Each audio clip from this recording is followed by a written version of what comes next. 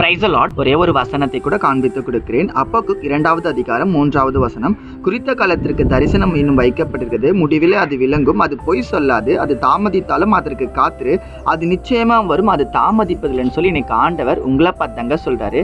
மகனே மகளே, நீ கண்டிப்பா பெற்றுக்கொள்ள பெற நீ வெயிட் பண்ற பாத்தியா, நீ ஏமாந்து போக மாட்ட, நீ பெற்றுக்கொள்ள போறன்னு சொல்லி ஏசப்பா எனக்கு உங்களுக்கு வாக்கு தராருங்க. இந்த வசனத்திலே போடப்பட்டிருக்கு, குறித்த காலத்திற்கு உங்களுக்கான ஒரு டைம் இருக்குங்க. உங்க வாழ்க்கை மாறத்துக்கான ஒரு டைம் இருக்குங்க. உங்க பிரச்சனை மாறத்துக்கான ஒரு டைம் இருக்குங்க. அந்த டைம் வந்துடுச்சுன்னு ஏசப்பா எனக்கு உங்களை பார்த்து சொல்றாருங்க.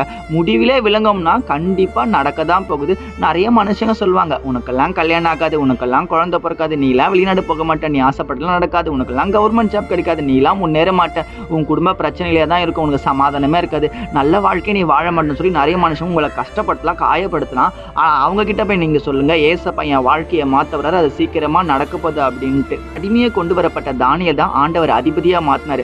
அந்த இடையில பார்த்தீங்கன்னா சோதனை காலம் இருந்துச்சு. அந்த சோதனை காலம் தான் அவரை சாதனை பண்ண மாத்திச்சுங்க. இன்னும் உங்க வாழ்க்கையில் கூட நிறைய சோதனைகள் வரும், நிறைய மனுஷங்க உங்களை கஷ்டப்படுத்துறாங்க. சோதனையை பொறுத்து கொள்ளுங்க. சோதனை சகித்து அதை சாதனையா மாற்ற நேரம் உங்களுக்காக வரப்போகுதுங்க.